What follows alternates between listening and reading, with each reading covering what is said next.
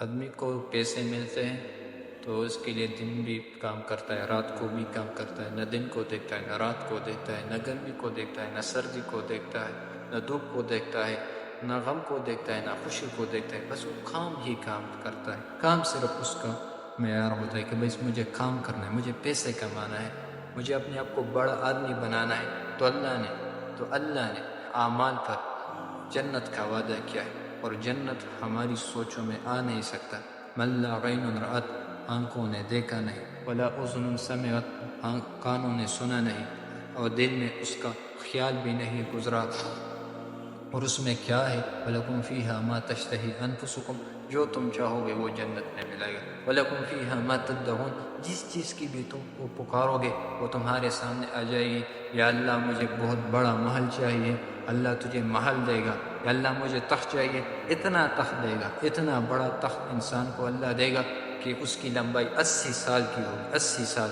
تو یہ کہے گا کہ اتنے بڑے تخت کو تو میں چلتے چلتے مر جاؤں گا، میری تو عمر ہی 60 سال ہے۔ تو یہ جیسا ارادہ کر لے کہ مجھے چڑھنا ہے تو اللہ اس تخت کو خود بخود نیچے کر دے گا، یہ اس پر بیٹھ جائے گا، وہ تخت خود بخود اوپر ہو جائے گا۔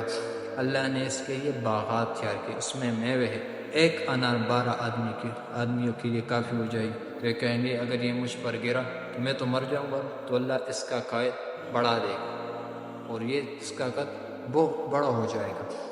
تو یہ کہیں گے کہ یہ انار کھانا ہے تو یہ انار کھائے گا۔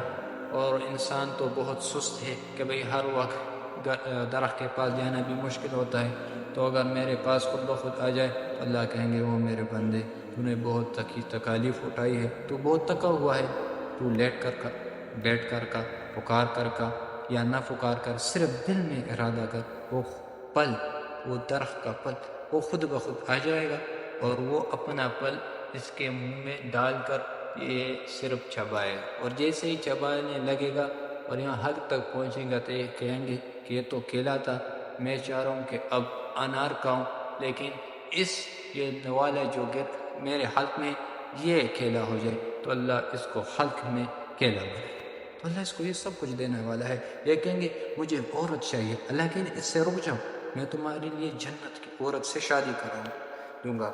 اور وہ کہیں گے نحن الخالدات، ہم ہمیشہ رہنے والے ہیں، ہم جانے والے نہیں، ہم ہمیشہ ہی آپ کے ساتھ ہیں، ہم کدھر جانے والے نہیں، ہم جنت میں اس سے نکالنے والے ہم نہیں ہیں، ہم آپ کے لیے، آپ ہمارے لیے ہو۔ وہ عورت کیسے ہوگی، وہ حور کیسے ہوگی؟ تو اللہ کے نبی نے کہا، قرطبی کی روایت، کہ انگلی سے لے کر، پیر کی انگلی سے لے کر یہ زعفران سے بنی ہوئی، زعفران سے، اور پھر تھوڑا سا یہ چل کر یہ گھٹنوں تک زعفران، اس کے بعد گھٹنوں سے لے کر پستانوں تک یہ مشک اسپر سے بنی ہوئی، مشک اسپر، پھر پستانوں سے لے کر گردن تک یہ عنبر سے بنی ہوئی، عنبر سے، پھر یہاں سے لے کر سر تک یہ کافور سے بنی ہوئی، کافور، اس سے، اور سر پر اس کے 70,000 چوڑیاں ہیں، 70,000، اور ہر چوڑی کو ایک ایک خادمہ نے پکڑ رکھا ہوگا، اور جسم کی یہ باریکی اور کپڑوں کی باریکی کی وجہ سے اس کا کلیجہ صاف نظر آئے گا۔ یہ اللہ نے اپنے بندے کے لیے تیار کی ہوئی ہے، اور اللہ نے اپنے بندے کے لیے یہ سب اس لیے تیار کی ہے کہ دنیا میں عمل کرے، مشقتوں کو برداشت کرے۔ جتنا عمر ہے، 60 سال، 70 سال، 80 سال، اس کے بعد جا کے مرنا ہے۔ یہ کیا زندگی ہے جس کے ہم پیچھے پڑے ہوئے ہیں کہ بھئی یہ کرنا، یہ کرنا؟ چین دنیا میں نہیں ہے، چین آخرت میں ہے۔ چین دنیا میں نہیں ہے، چین جنت میں ہے۔